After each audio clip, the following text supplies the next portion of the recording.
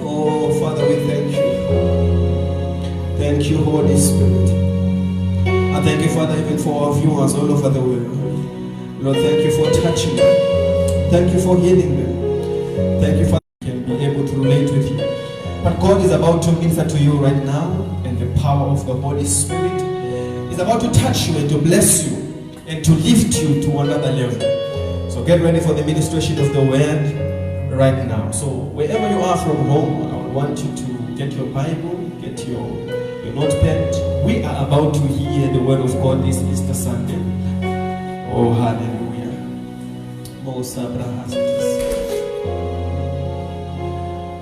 It's Easter, and who would have thought that we would be celebrating Easter from our homes in a time of the pandemic?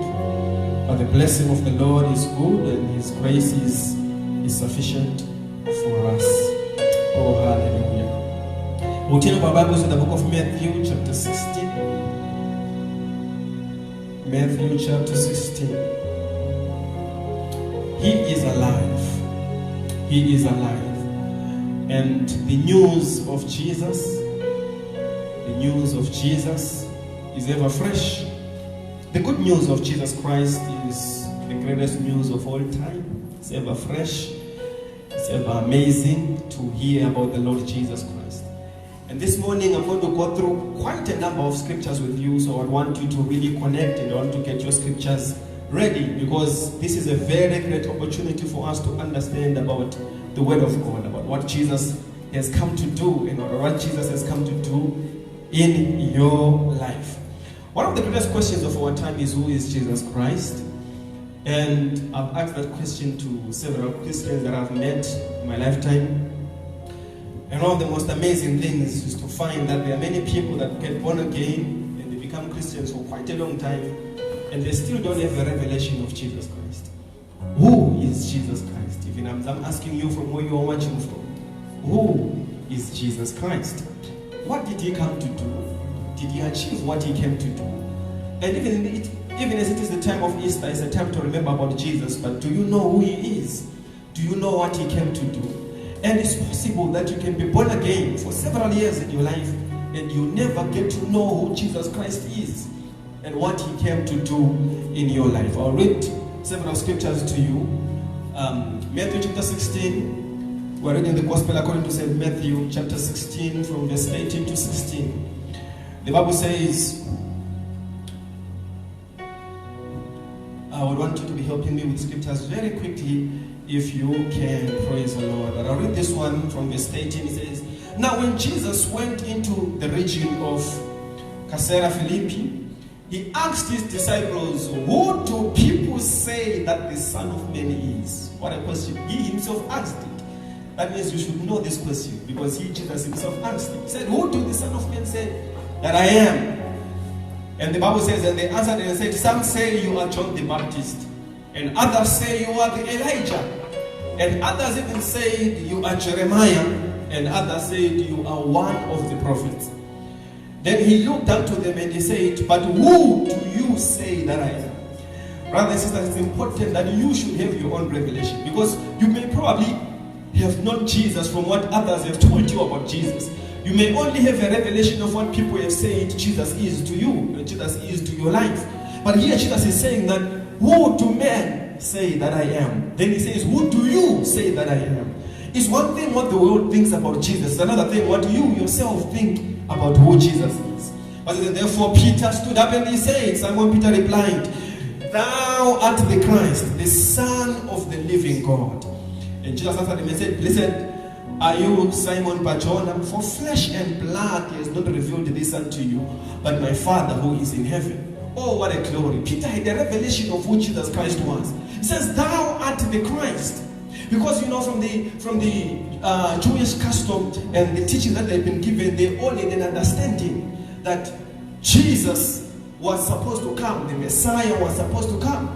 Praise the Lord. The Messiah was supposed to come, and he was supposed to come and save men from their sins. So they knew that there was a Messiah coming. But when he came, like what says in the book of John chapter 1, says that, and he came unto his own, and his own received him not. But as they came unto this world, and the world received him not. They were waiting for the Messiah to come, but when he came, they had no revelation that he had come. But as Simon Peter, filled with the Holy Ghost, he stood up and he said, thou art the Christ, the Son of the living God. Who is Jesus Christ to you? To some in the world, they think that he's just a good prophet, or he was one of the greatest prophets. Like others have even named him. They said Jesus Christ is one of the greatest religious leaders of our time. Is that what you think Jesus is to you? Jesus is more than a religious leader. Jesus is more than a prophet. Jesus is the Son of the living God. He is the Christ. And when he says the Son of the living God, he does not really mean that one who is born by God and he has become his son. No, he means that he is the incarnate of God. Praise the Lord. Oh, hallelujah. Hallelujah. Christianity is far removed from religion. And this morning I'm going to share with you things that are going to shake your theology a little bit, but they're going to bring you to the fullness of the understanding of who Jesus is and what he came to do in your life.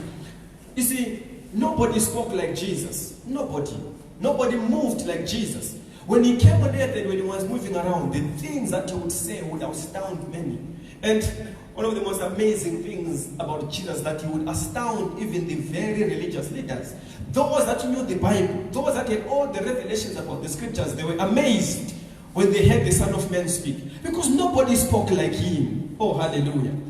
Getting much past that, and therefore he said unto his disciples, I am the way, I am the truth, and I am the life. Praise the Lord. That means he did not just say that he knew the way. It's one thing when somebody comes to you and he says to you, I know the way, and therefore then you can be able to follow him. It's another thing when somebody comes and he says, I am that way. You see, his communication will show you that this man was from out of this world. They had no understanding of him. One time, and therefore he came unto Martha, and Martha had a brother who had died. And therefore said unto Martha, oh, where is he, so that you may raise him up? And Martha said, I have an understanding from the scriptures. The understanding that Martha had was from the scriptures. Praise the Lord. Because she had an understanding that, oh no, we know that on the last day people are going to be resurrected. But this man spoke differently. He said, no, I'm not just talking about what is going to happen on the last day. You see, I don't resurrect people. I am the resurrection and the life. Praise the Lord. Nobody spoke like Jesus. Nobody walked like Jesus. Nobody talked like Jesus. Oh, hallelujah. Hallelujah. Now, this morning I want to just give you 3 things about the mission of Jesus Christ, so that you may have an understanding of what Jesus came to do. 3 things about his mission when he came. And number 1, we're going to open our Bibles to the book of Luke chapter 19, verse 10. If you may open there quickly. Praise the Lord. Luke chapter 19, verse 10.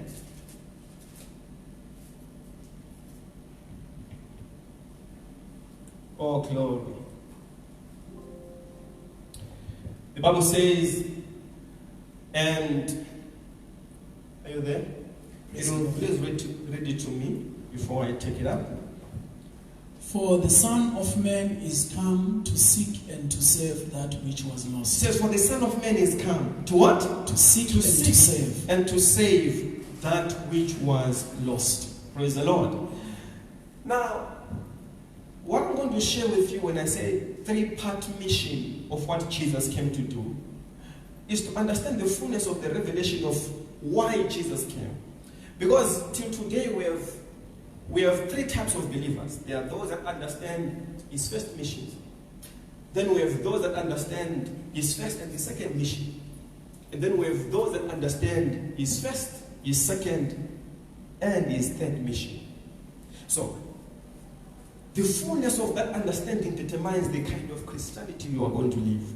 Because it's about how much of Jesus you have understood. It's about how much of his mission you have understood that you are going to be able to proclaim. Now, this first one, We read from the book of Luke chapter 19 verse 10. It said, and for the Son of Man came, this is a mission, he came to seek and to save that which is lost. That means when you saw the Son of Man coming, when Jesus came into this world, his main mission was to seek and to save that which is lost. But then, therefore they asked him, the Pharisees, and they said, what kind of religious leader are you?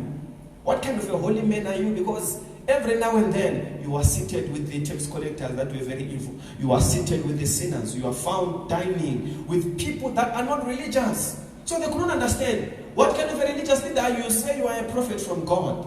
But you like to dwell with the drunkards. You like to dwell with the people that are forgotten in this world.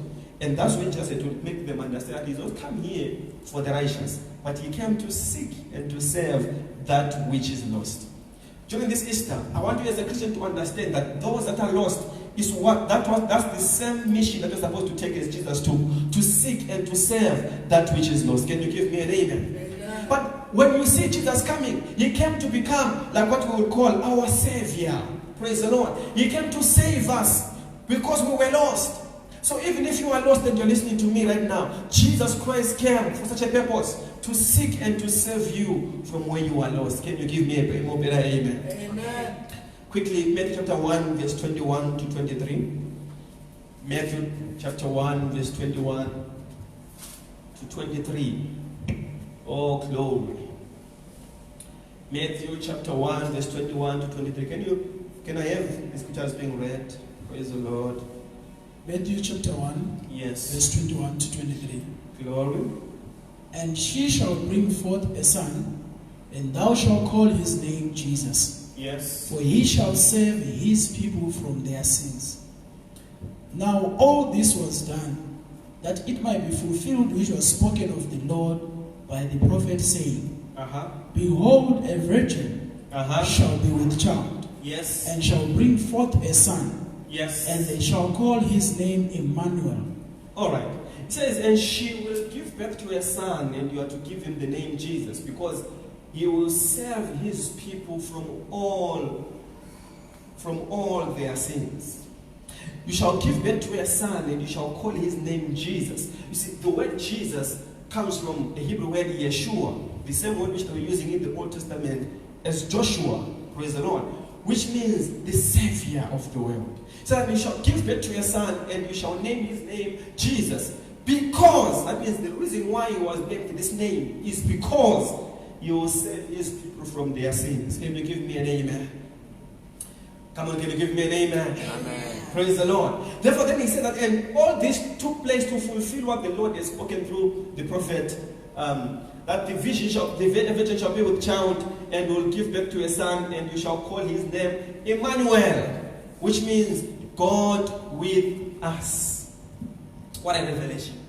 And I know that there are many Christians that have this revelation. It's powerful to know that he is Emmanuel, God with us, the one who came to save us from our sins, the one who came to eliminate us from the sin life, from the law of sin and death, and translate us into something else. Can you give me an amen? Amen. Now what I want you to understand from this is that this kind of revelation is powerful. It's the first part mission of why Jesus came.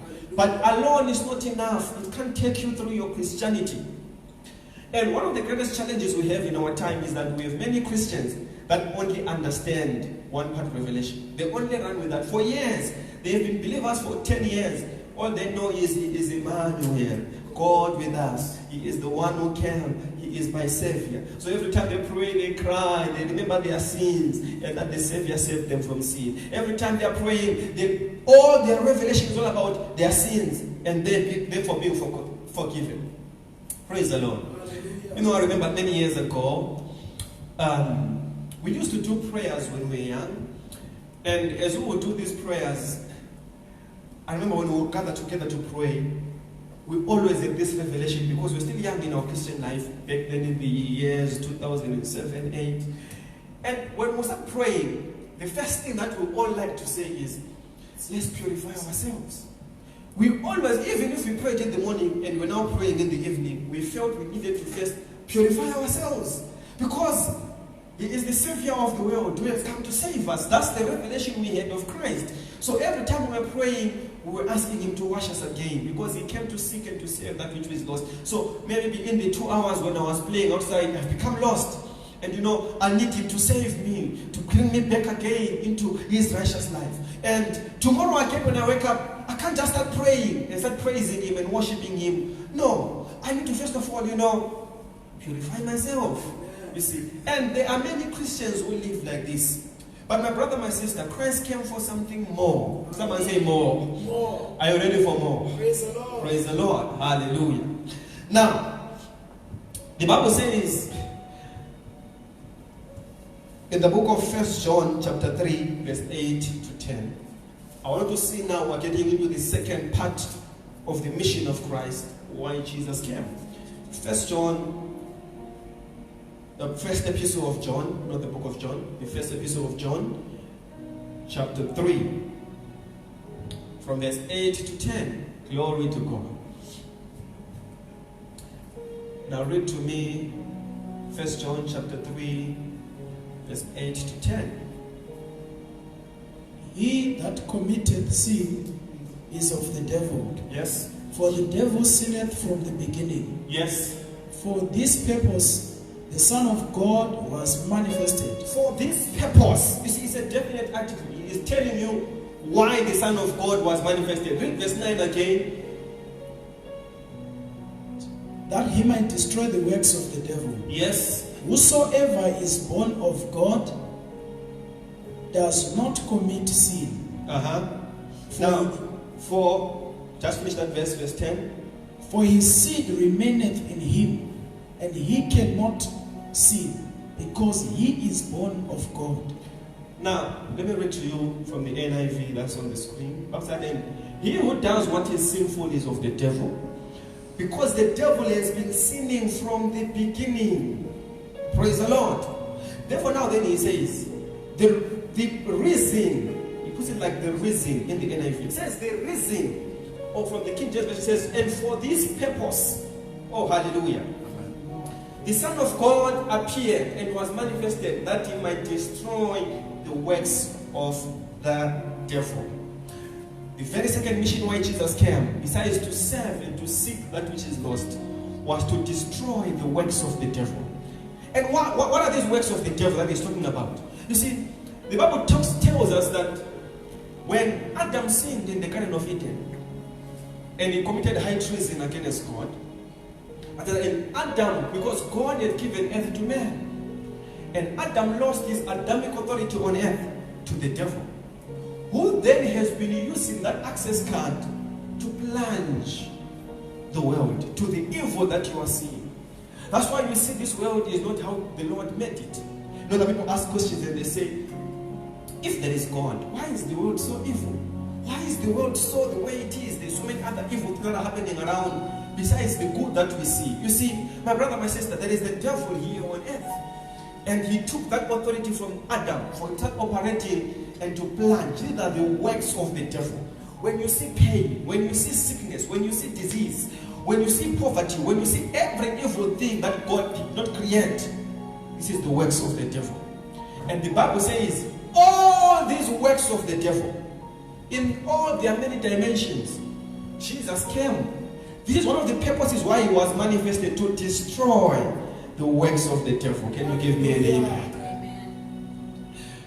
The Bible says, for these people was manifested that he might destroy the works of the devil. Now, we need to understand how. The book of Colossians 2, how did he destroy these works of the devil? Colossians chapter 2, from verse 12 to 15. Malebrozi katele monte brahazotes. Shikaba lebronte kila malaga bahastes. Colossians chapter 2, from verse 12 to 15. Can you read to me? 1 to go. In whom also ye are circumcised with circumcision made without hands. Yes. In putting off the body of the sins of yes. the flesh by the circumcision of Christ. Buried with him in baptism. Yes. Wherein also ye are risen with him through the faith of the operation of God. Yes. Which had raised him from the dead. He raised him from the dead. Yes. And you being dead in your sins. And the uncircumcision of your flesh. Yes. And he quickened together with him, having forgiven you all trespasses, blotting out the handwriting of ordinances that was against us, He blotted out all the handwriting of ordinances that were against us, which was contrary to us, which was contrary to us, and took it out of the way, nailing it to his cross. Yes. And having spoiled the principalities and powers, Oh, He spoiled principalities and powers. he made a show of them openly, He made a show spectacle of them openly, triumphing over them in it. triumphing over them in it. Glory to God. Praise the Lord. You see, when he died, He nailed every ordinance that had been put against us. When He says against us, He's talking about us as the Gentiles. He says all the ordinances that had been put against us, He nailed them to the cross. Praise the Lord. But therefore, when He died, He defeated all the cohorts of darkness. That means He came to win the victory for us over sin and death.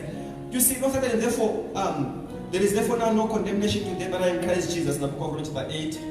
He then says, who are no longer under the law of sin and death.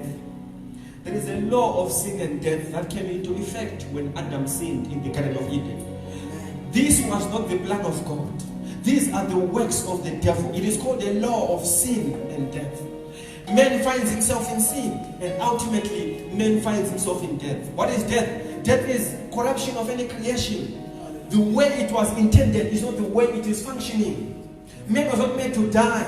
Things are not made to die as you are seeing them. But death is at work. Death is at work around what you are seeing right now, all around the world. Death is at work. Amen. Now it says Jesus came. Oh, but therefore He went down to the cohorts of hell. Like right now we are celebrating that He rose from the dead. When He went down to the cohorts of hell, He rose from the dead, my brother and sister. But therefore He defeated all of them. Every work of the devil was defeated. Whatever you can name, it is represented there. Praise the Lord. Therefore, they said, and God therefore has exalted Him and has given Him a name that is above every other name. That at the mention of that name, Jesus, every knee should bow and every tongue should confess that Jesus Christ is Lord, to the glory of God the Father. Can you give me an amen? Amen. Now that name is above any work of the devil that can be named. Jesus overcame for us. Oh, say He overcame for me. 1 Corinthians chapter 15, from verse 54. He overcame for me. This is the second part of why Jesus came. He came to destroy the works of the enemy. So I want you to know, my brother, my sister, from where you are, that the works of the devil have been destroyed. The devil has no more power over your life. The devil has no more power over anything that concerns you, because his works have been destroyed. Praise the Lord. Give me 1 Corinthians 15, the first epistle of Corinthians, the first letter of Paul to the Corinthian church, chapter 15, from verse 54. One to go. So when this corruptible shall have put on incorruption, and this mortal shall have put on immortality, then shall be brought to pass the saying that is written, death is swallowed up in victory. Oh death, yes, where is your sting? Yes. Oh grave, where is your victory? Yes. The sting of death is sin. The sting of death is sin. And the strength of sin is the law. And the strength of sin is the law. But thanks be to God. Oh, thanks be unto God. Which giveth us the victory through our Lord Jesus Christ. Who has given us victory through our Lord Jesus Christ. Glory, glory, glory, glory. Hallelujah. It says, now, O death, where is your sting? He overcame death for us. He overcame sickness for us. He overcame disease for us. Oh, our Jesus, He overcame. And now you also have been made an overcomer. Because the Bible says, whatsoever is born of God has also overcome the world. Oh, glory, glory, glory, glory. He came that He may put death on the shelf. Today we celebrate Easter because He rose from the dead. Because He has taken up that position of authority from the devil. He has taken up the keys of death from the devil. He has destroyed all the works of the enemy. Praise the Lord. Hallelujah. Praise the Lord. Oh, now are you ready for the third part? Praise the Okay. Lord. Now, it's not enough as a Christian to know that He came to save and to seek you from where you were lost, that is, to give you salvation. It's not enough to know that the devil has been defeated, because there are also Christians that only end there. They are better than the ones that know only Emmanuel, God is with us, the God who has saved us. These ones, they know that even though Jesus has saved us, He's also given us authority over the works of the devil. So they are constantly destroying the works of the devil, and they enjoy their life there. My brother, my sister, there is more to the purpose of why Jesus came. There is more to the mission of why Jesus came. If you understand this third and the last part, you understand who Jesus is. You understand exactly why He came. Oh, praise the Lord. Hallelujah. The book of John chapter 10 verse 10 is a popular known scripture. But you are going to see what you probably have never seen most of your life. Glory, glory, glory. Say, Jesus overcame. Jesus overcame. I want to type it wherever you are from home and say, Jesus overcame. Jesus And He has destroyed all the works of the devil. Katelebro satabaya. Glory. Now read to me John chapter 10 verse 10.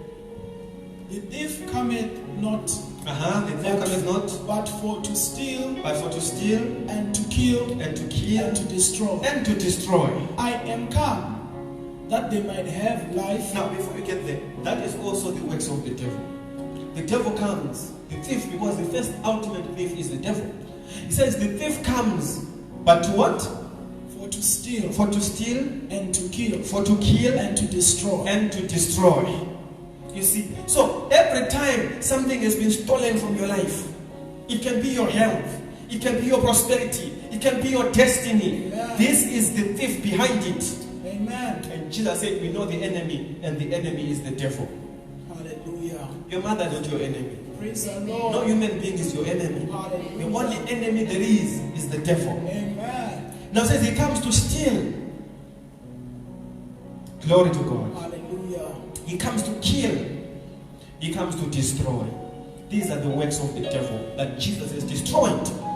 But having destroyed them, there was something also that he was coming to offer. You need to understand that.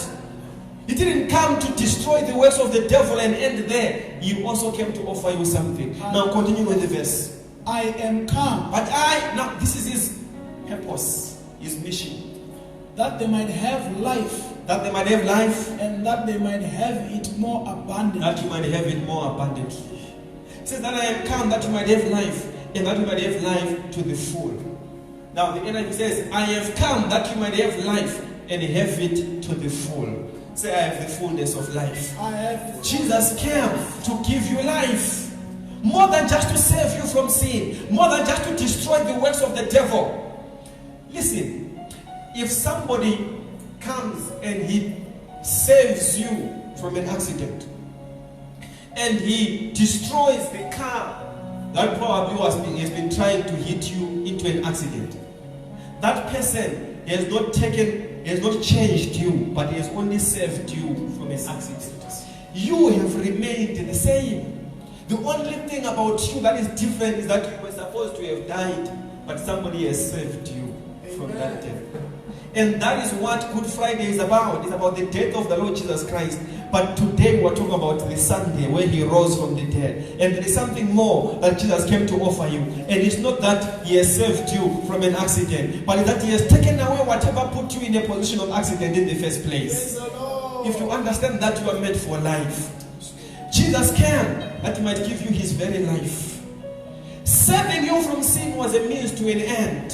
Saving you from sin was a means so that He can bring you to a place where He could be able to deliver unto you His eternal life. Oh, glory to God. Hallelujah. In the book of Ephesians chapter 5 verse 11 to 13, I'll read to you very quickly from the Amplified Version. 1 John chapter 5. Oh, Zozo Bronte Kalabahastes. Kibrate Klabayazo. Here, verse 11. He says, and this is the testimony, this is our evidence that God has given unto us eternal life. This is why he came. He came to give us eternal life. And this life is in his Son. And he that is the Son of God in his life has that life. And he who does not have the Son of God does not have life. There are two kinds of people in this world. There are those with the life of God. There are those who do not have the life of God. All because it's either you have received the Son of God or you have not received the Son of God. Oh, hallelujah. So then they have received eternal life. And he that has the Son has that life. Jesus came to give you something more than salvation. He came to give you life. Salvation was a means to position you so that you may be able to download the very life of God. This is Christianity. Christianity is all about, oh, Emmanuel, God is with us. God has saved us from sin. That's just the early part. That's the first part of God, of Jesus' mission. Oh, celebrating every day that he has healed me from my sickness. I have overcome the works of the devil. That's just the second part of our Christian life. But the fullness of Christianity is to understand that the very life that Jesus himself is living from heaven, he has come to deliver unto you today. Oh, glory, glory, glory, glory. He says, as he is in heaven, so are we in this world. My brother, my sister, Christ has come to give you life. The very pulsating life of God is in your spirit. This is Christianity. Christianity is not a religion. Christianity is not a good religion, even if you want to put it that way. No. Christianity is far removed from religion. Christianity is far removed from do's and don'ts. Christianity is receiving the very life of our Maker and being able to live it here on earth. Oh, Zobrahalaka Bahastis. Say, I have the life of God. Come on, say, I have received the life of God. I write unto you this, verse 18. To you who believe. Oh, Zolama Brothers. It says, I write this unto you who believe. That the name of the Son of that believe on the name of the Son of God. That you may know. Because there are many who don't know. Let me explain something there. The word that says know is not the same with the know that you know. You see, when you see words in English, they sound the same, but from their original text or where they were taken, they don't mean the same. He says, I write unto you that believe, that means you already believe, on the Son of God, that you may know. So you may believe, but you may not really be aware. He says, I write unto you that believe, that means we have believed, like many people have believed in Jesus. But it says, do you really know? That you may know that you have eternal life. It didn't say you are going to have this life when you get to heaven. It didn't say you are going to live the life of God when you have been finally raptured and you have gone to heaven. No, he says that I write unto you now, that you may know now that you have eternal life. I have eternal life. Oh boy, I have eternal life. The very life that I'm living now is the life that God has given unto me. The very life that God lives from heaven is the one that he has given to mankind. You see, when you come to this awareness, you will realize that you have become sickness proof. Hallelujah. When you come to this awareness, you will not be panicking over coronavirus. You will not be panicking over a pandemic. Why? Because this life is superior to sickness. It is superior to disease. It is superior to infirmity. Can you give me an amen? Jesus Christ is the only 100% sure vaccine against any pandemic. Praise the Lord. And when you have this life, you are vaccinated by Jesus Christ. He becomes your vaccine. Can you give me an amen? When you have this life, it's one thing to be always celebrating, oh, we are destroying the works of the devil. They are always binding. We have come to another realm. In this life, you don't need to bind the devil. In this life, the devil and you are in two separate categories. Can you say amen? It's one thing to always fall sick and be in need of healing. It's the second stage of Jesus' mission. It's powerful, but not the fullness of God. There is another realm where we live. Oh, my brother, my sister, I've lived in this realm for many years, so I know it. It's a realm where you live in divine health. It's a realm where you live in divine supplies. It's a realm where you live in divine prosperity. It's a realm of God where you have come into the rest of God. Can you say amen? It says, and they that have believed have all entered into God's rest. In the book of Hebrews chapter 4. We have entered into the rest of God.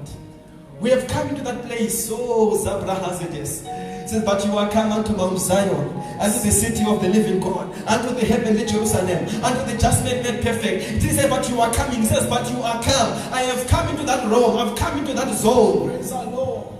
Kalivra Desert. Mozanta Baleze. Christianity is an enrollment and a matriculation into the very life of God. You have come into the club of the wealthy. Oh, hallelujah. You have come and you have been initiated into the life of the God kind. This is what Christianity is all about. You are living the same way God would live. Jesus, when he came here on earth, he came to give us his life. That's why that man went to the cross of Calvary. Oh, my brother, my sister, from wherever you are listening to me, he went on the cross of Calvary for you. Not so you can live broke. Amen. Not so that you can live in poverty. Hallelujah. Not so that you can live in sickness. Not so that you can live in sin and in disease and in failure. That's not why that man came. Oh, this matter is very serious, because it took a man to come and die for you on the cross of Calvary, for you to live this very eternal life. Lift up your hands where you are and pray in the Holy Ghost and say, I have eternal life. Ishimandele bronzo zo bronte kilaba la bahastes. Bonzo zo bronte liga bazo de bonzo te brahastes.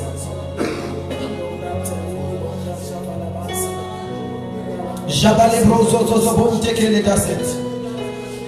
Hallelujah. Hallelujah.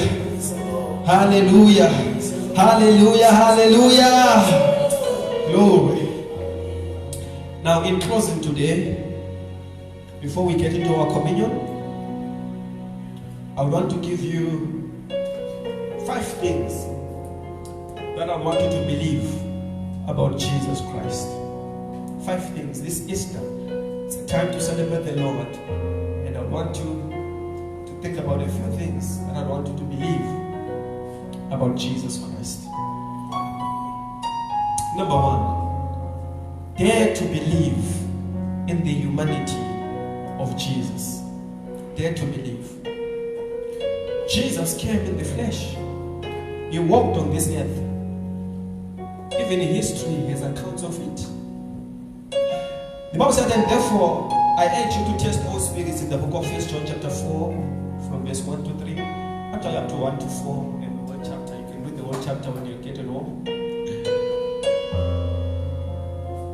So that every spirit that confesses that Jesus came in the flesh is the Spirit of God. You have to believe that Jesus came in the flesh. Dare to believe that he was 100% human. Otherwise, he would have never been the perfect sacrifice for mankind. If he came, if he was only God, or if he was 50% man, 50% God, he was 100% human. He had flesh and bones, just like you and me. And he lived on this earth, and he sinned not. And he took the blood of a man that lived on this earth, sin-free, to cleanse us from all of our sins. Oh, hallelujah. In John chapter 1 verse 14, it says, and he became flesh, and he dwelt amongst us, and we beheld his glory as of the only begotten Son, full of grace and truth, as the only begotten of the Father. Oh, hallelujah. The Word became flesh. The Word became flesh. Jesus became flesh. Number 2, dare to believe in the divinity of Jesus. Dare to believe it. As much as he was 100% man, he was 100% God. He walked on this earth and he was God. Don't believe people that try to confuse you because of the failure of their understanding of the scriptures. You know, they have this understanding that there is God somewhere, the Father, you know, and then the Holy Spirit somewhere in the air, and then there is Jesus, you know, the little boy of God somewhere in heaven. Jesus is not the little boy of God. Jesus is not junior God. Jesus is God. Hallelujah.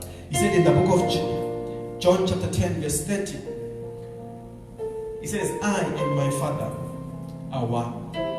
Because most of the time people are trying to separate the Father and Jesus. They're trying to think that this one is different and this one is different. Like I explained to you, the term Son of God from the Greek is not the same with what you are thinking. It doesn't mean that Son of Hilton, and Son of whoever. Say I'm John and my son is Peter. That's what he says. The term Son of God means God incarnate. It means the incarnation of God on earth. In the book of John chapter 1, verse 1, the Bible says that in the Word, in the beginning was the Word, and the Word was with God, and the Word was God. The Word of God is Jesus, and the Word of God is God. This is who Jesus is. He is 100% divine. So you can see His love.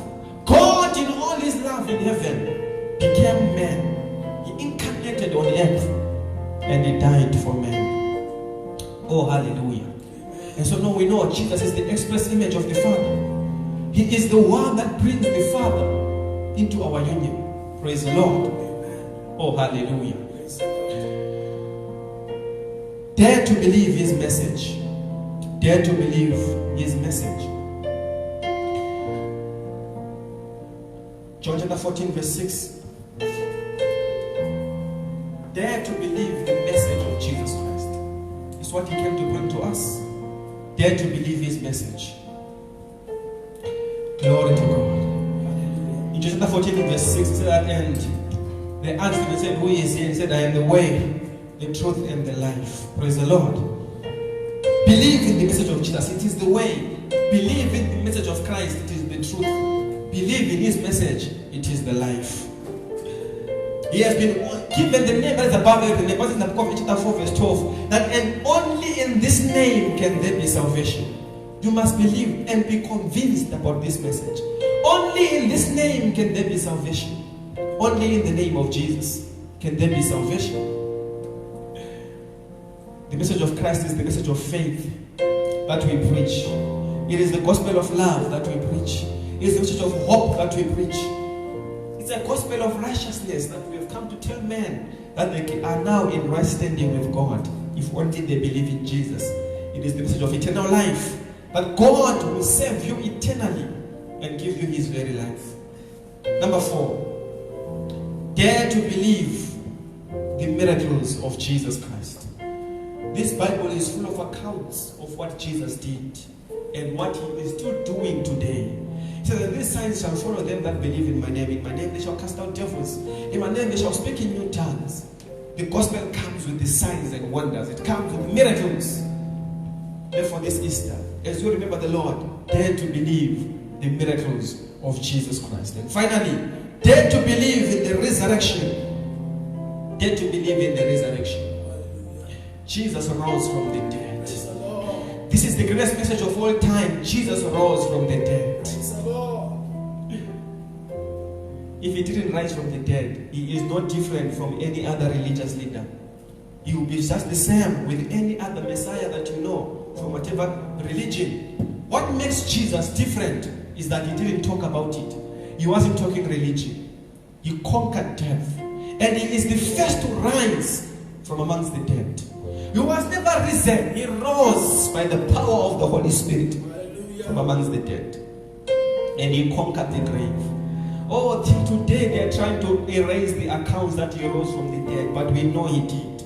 So you must believe it. Believe in the resurrection. And Christianity is about the resurrection of the Lord Jesus Christ. That He died for us is His first part mission. It's powerful. But that He rose from the dead. But when He rose from the dead, He also led a train with Him, which is the new creation. And we were born again. We came from the grave and we have conquered it. Why? Because Jesus rose from the dead. And you should also believe in the resurrection of the saints. But that in the twinkling of an eye, we shall not all die, but we shall be caught up with Him. And the dead in Christ shall rise first. They shall also be resurrected. So everyone that you know that died believing in the Lord, he shall be resurrected. Believe in the resurrection. And lastly, the book of Revelation chapter 20, after that, and they shall also be raised from the dead that are sinners, to be judged and to be thrown into the lake of fire. This morning, Maybe you have never received Jesus into your life.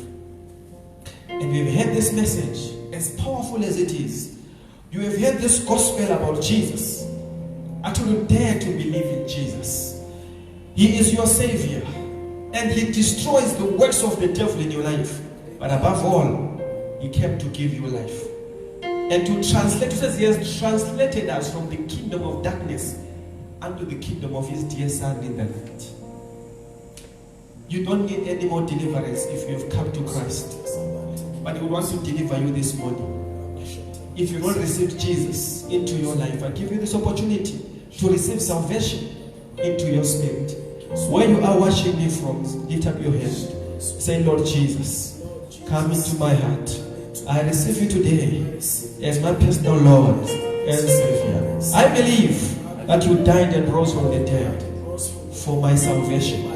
And today I proclaim your salvation into my life. I'm a Christian. Forward ever, backward never. In Jesus' name, amen. Oh, hallelujah.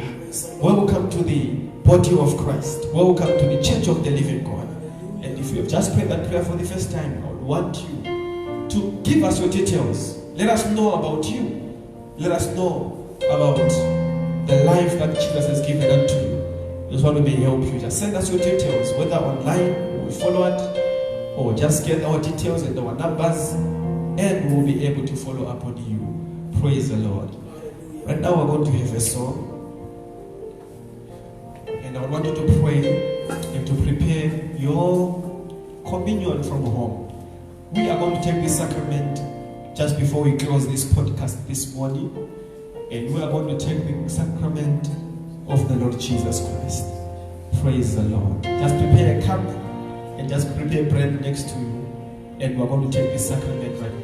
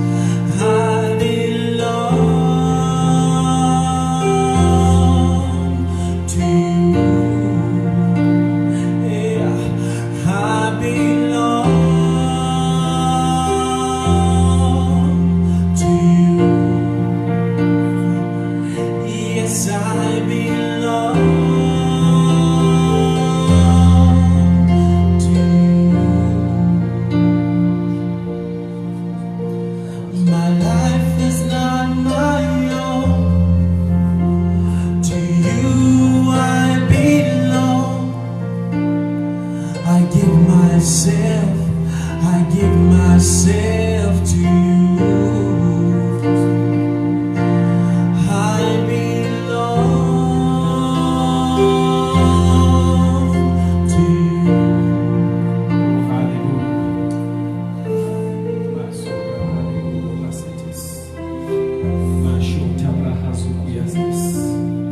Now the Bible says, for I received from the Lord himself that which I passed on to you. As it was given to me personally, that the Lord Jesus, on the night when he was treacherously delivered up, while his betrayal was in progress, he took bread, and when he had given thanks, he broke it. So from where you're watching me at home, I want you to take bread. As we are taking now, you can take bread. Praise the Lord. And you are going to break it, as the scriptures have said. Bible said, and when he broke it, and he said, eat, take and eat, for this is my body, which is broken for you. Do this in remembrance of me, and to proclaim me till I come. Praise the Lord. So now you are going to take your bread, praise the Lord, and you are going to lift it up towards heaven, even as I pray. Say, this body, I want you to say along with me, say, this body is the body of the Lord that was broken for me. He was the perfect sacrifice for sin. He was the sin offering for me. And today I broke it in remembrance of what the Lord did for me. And as I partake of this bread, I am partaking of the body of the Lord in Jesus' name. And this life of God is proclaimed in my life. For he came and he was broken that I might have eternal life in Jesus' name. From where you are watching, you can partake of the body of the Lord.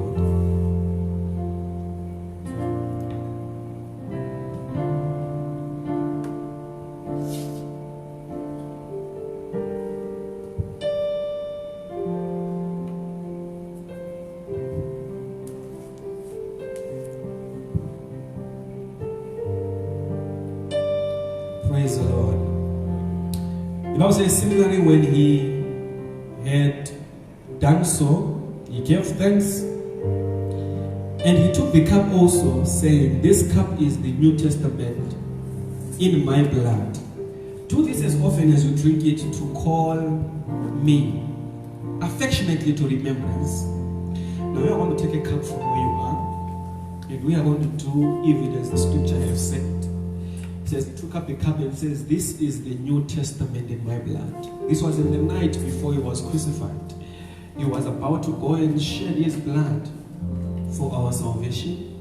He was about to go and shed his blood for our justification and for all of us in this life. Lift up your cup towards heaven where you are and say, this cup is the New Testament in the blood of the Lord. And as often as we take it, we remember him. We proclaim him that Jesus came to save and seek that which is lost. That Jesus came.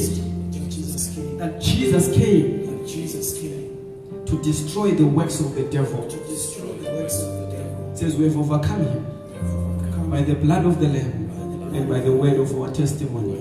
And we proclaim that the very life of Jesus in his blood is given unto us.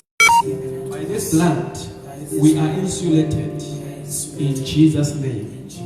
Amen. Partake of the blood.